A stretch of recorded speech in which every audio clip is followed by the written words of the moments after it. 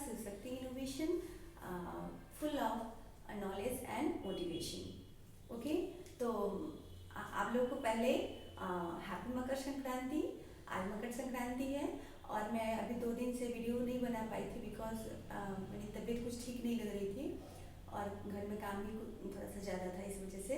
तो अभी जो मैं पीछे वीडियो डाली थी वो एक्चुअली उसमें बोर्ड विजिबल नहीं हुआ था, पता नहीं ब्राइटनेस थोड़ा ज़्यादा हो गया था, उसके लिए सॉरी।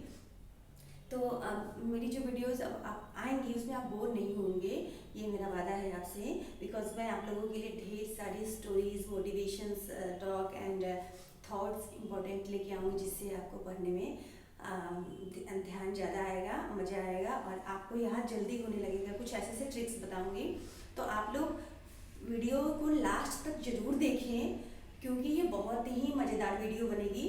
और मुझे जैसा लग रहा है दूसरे को लाइक करें, शेयर करें, अगर अच्छा लगे तो सब्सक्राइब भी कर ले तो अच्छा रहेगा। तो स्टोरी, अभी मैं एक स्टोरी आप लोगों को बताती हूँ। कुछ बच्चे मुझे बताए, मेरे ट्यूशन में, कोचिंग में भी पहले बहुत सारे बच्चे होते थे जो मुझे कहते थे कि मैम मुझे याद नहीं होता। ऐसे ऐसे पेरेंट्स आके मिले मुझसे जो मुझे कहते थे कि मेरा बच्चा मैम बिल्कुल डल है, उसे कुछ याद नहीं होता। मैंने कई जगह ट्यूशन पढ़ाया, बदला, अब मैम कोई असर नहीं है, आप ही देख लो, आपसे हो रहा है तो आप करो। मैंने भी चैलेंज एक्सेप्ट किया और चैलेंज एक्सेप्ट करने के मैंने 1 मंथ टाइम मांगा और 1 मंथ में मैंने मैंने क्या किया, ऊपर वाले ने किया, परमात्मा ने किया, जिससे मेरी बहुत ज़्यादा हर काम में मैं उसको साथी बनाती हूँ।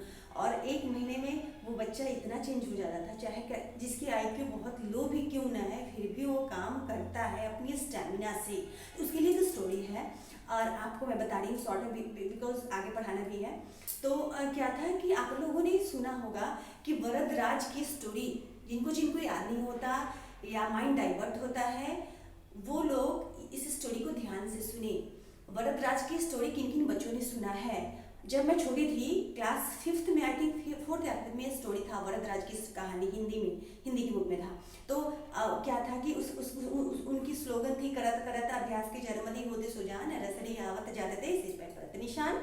तो इसका मतलब ये हुआ कि वरदराज जो एक बहुत ही कम IQ वाले बच्चे थे और बहुत ही कमजोर, क्लास में उनका से मजाक बनाता था और फाइनली वो कुछ भी याद करने जाते थे, कोई भी काम अगर उनको टीचर देता था तो उनको याद नहीं होता था। मतलब छोटा बच्चा था या उसका सब हर जगह मजाक, घर में भी मजाक और स्कूल में भी मजाक, सब उसका मजाक बनाते थे। वो बच्चा रोज आता था और रोज मुँह बना के उसको याद नहीं होता था। देखो हर बच्चा अपनी इच्छा के अनुसार, अपनी क्षमता के अकॉर्डिंग चाहता है कि मुझे याद हो, लेकिन कोई ना कोई ऐसी कंडीशन आती है जिससे बच्चे को डाइवर्ट कर लेता है। तो इसमें इसके पीछे बहुत सारी वजह है जो मैं सब वीडियोस में कारण बताऊंगी कैसे कैसे क्या होता है।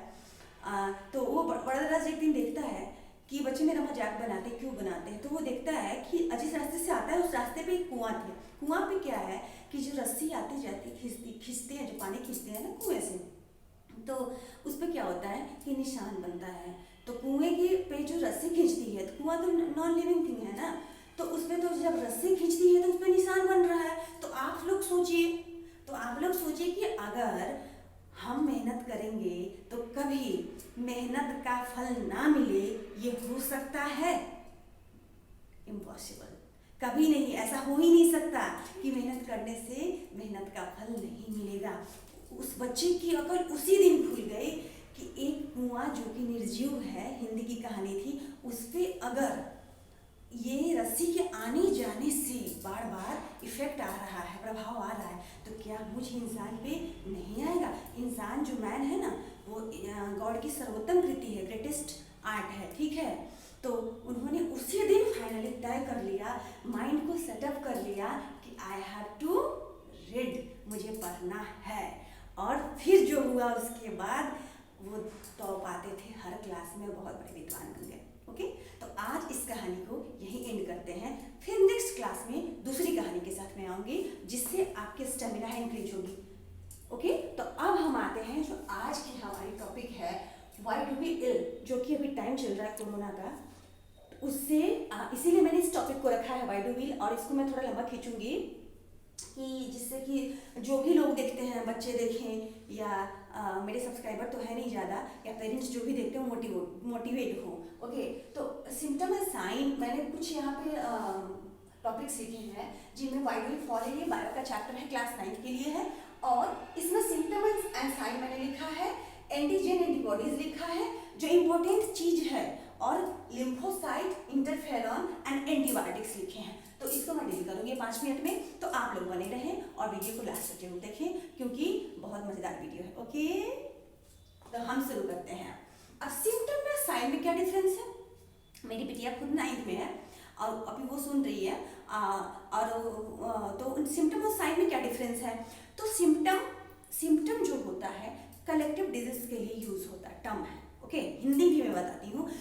सिम्टम जो लक्षण जो है किसी भी बहुत सारे लक्षण जो है, बहुत सारे डिजीज उसमें, मतलब उस बहुत सारे डिजीज जिसके लक्षण, जिससे देखिए ना डिसेंट्री है, डायरिया है, उनकी जो सिम्टम है लगभग सेम है ना, है ना। तो क्या है, इसको सिम्टम कहते हैं।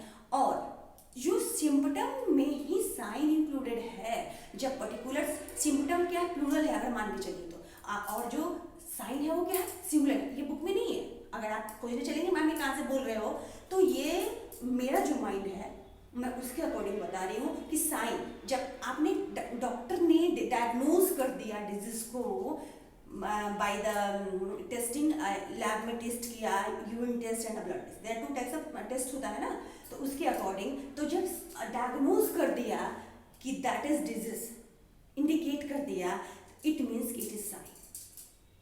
क्लियर? सिम्टम क्या है? लक्षण है।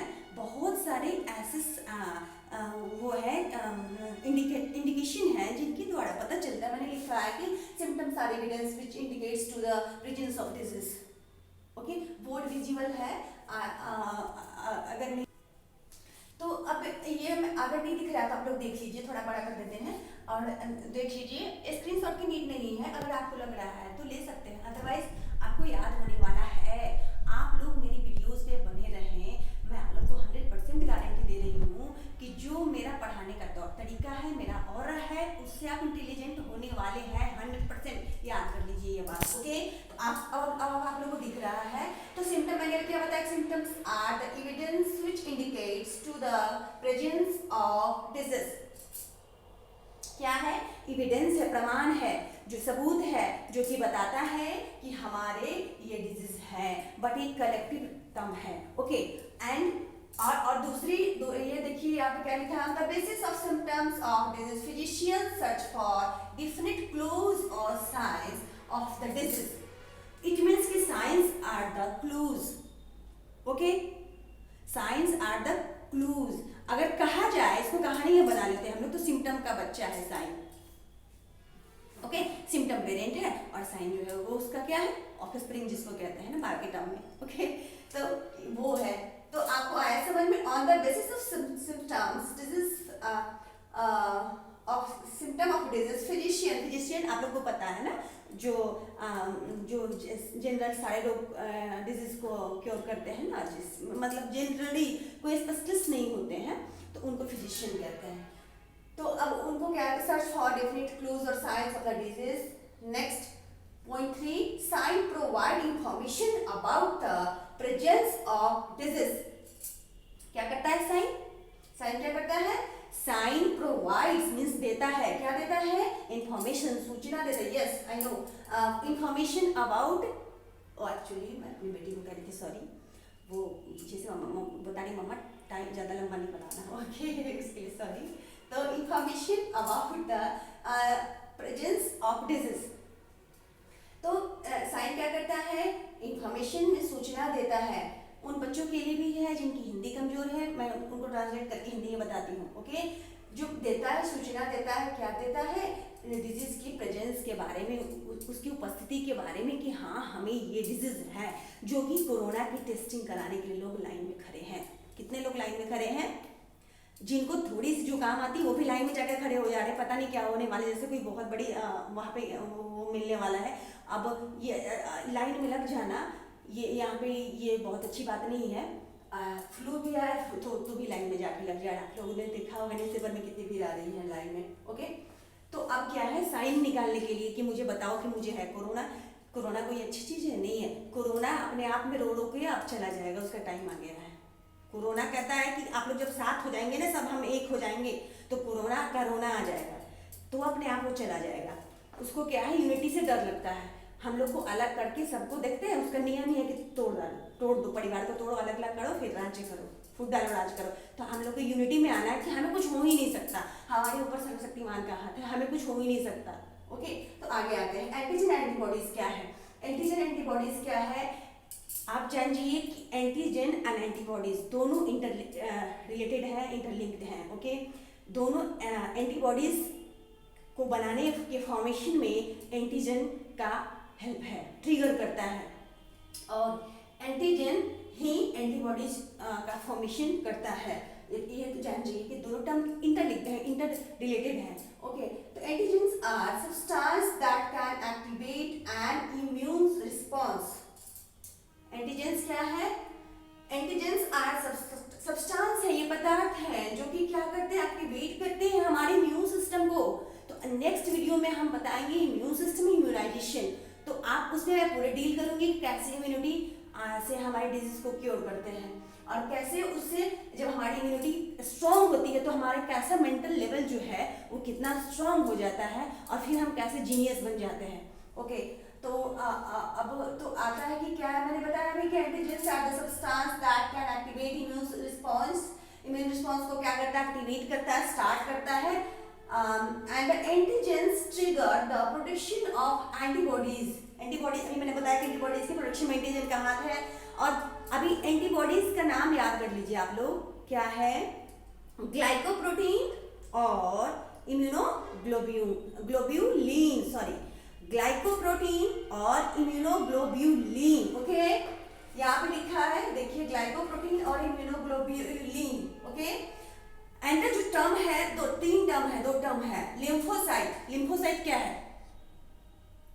और एक्चुअल में इम्यून सिस्टम किस चीज से जुड़ा हुआ है? आप लोगों ने पढ़ा होगा क्लास 7th में था आरबीसी डब्ल्यूबीसी।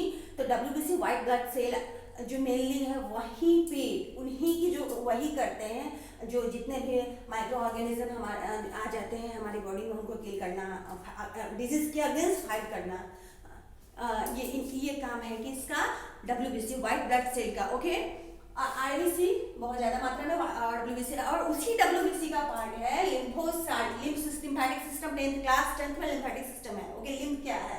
ब्लड में पाया जाता है, लिक्विड लेवल स्ट्रक्चर है। Lymphocytes are the white blood cells that recognise and react with antigens. क्या करता है? लिम्फोसाइट क्या व्हाइट ब्लड सेल है? क्या है? व्हाइट ब्लड सेल है, जो कि क्या करता है, रिकॉग्नाइज मींस पहचानता है, रिकॉग्नाइज मींस क्या होता है, पहचानता है, एंड रिएक्ट विद एंटीजन, और जानता है और उसको फिर क्या करता है, एंटीजन से रिएक्ट करता है। ओके, तो वो लिम्फोसाइट है। और दूसरी जो बात है, इंटरफेरॉन, किसने सुना है? किसने सुना? मेरी बेटिया हाथ पीछे से खड़ी कर रही है, कह रही कि मैंने सुना है। तो तो इंटरफेरॉन, सॉरी, इंटरफेरॉन क्या है, वो भी 9th में है ना, इसलिए। तो इंटरफेरॉन क्या है? एक, आप लोग को पता है कि वायरस की कोई भी पॉसिबिलिटी नहीं है कि जिसमें यहाँ पे कोई मेडिसिन से इसको क्योर किया जाए। हम लोग जबरदस्ती खा रहे हैं, ले रहे हैं दवाई, ये दवाई ले लो, वो दवाई ले लो, एजिथ्रोमाइसिन ले लो, जिससे क्या हमारा गला ठीक हो जाएगा। वायरस को अपना 3 या 5 डेज का टाइम लगता है अपनी बॉडी की इम्यूनिटी के अकॉर्डिंग उसको ठीक होने में। ओके, वो आप पे डिपेंड करता है, वो आपकी मेंटल लेवल है कि कैसे ये वायरस क्योर हो जाता है। अगर आपने ठान ली तो आपकी जीत है, हाँ मान ली तो हार। ओके, अब जो बात आती है कि इंटरफेरॉन क्या है, मैं तेजी बोले बिकॉज वीडियो टू लंबा हो जाएगा। इंटरफेरॉन क्या होता है? एंटीवायरल प्रोटीन है, याद कर लीजिएगा आप लोग। एंटीवायरल प्रोटीन का नाम क्या है? इंटरफेरॉन। और अभी एंटीबायोटिक्स यहाँ पे मैंने लिखा है, वो नेक्स्ट क्लास में डील करेंगे। There are 2 types of antibiotics. एक जो होती है आपको वो कौन सी है? पहले एंटीबायोटिक का नाम, एक मिनट रुकिए, ब्रॉड स्पेक्ट्रम, एंड जो दूसरा है वो narrow spectrum. Okay, broad spectrum and narrow spectrum. Broad जो है वो क्या करता है, लॉन्ग वे में, मतलब मेनली जो है ना बहुत सारे डिजीज को खत्म करता है। जो नैरो वो वहाँ पे क्या करता है, सम डिजीज को ही क्योर करता है। ओके, एंटीबायोटिक क्या है? एंटीबायोटिक क्या है? मेडिसिन है जो to stop the which stop the growth and the development of the microorganism. Okay, बनता कैसे है? माइक्रो ऑर्गेनिज्म नहीं बनता, कौन से है? Bacteria and fungi. होप है क्लास आप लोग को अच्छी लगी होगी। अगर अच्छी लगी है तो प्लीज़ लाइक करें छोटी सी अप्रिशिएशन के लिए, और अगर और अच्छी लगे तो उसके बाद पता है सब्सक्राइब करें। Okay, thank you for watching my video. Take care. ओम शांति।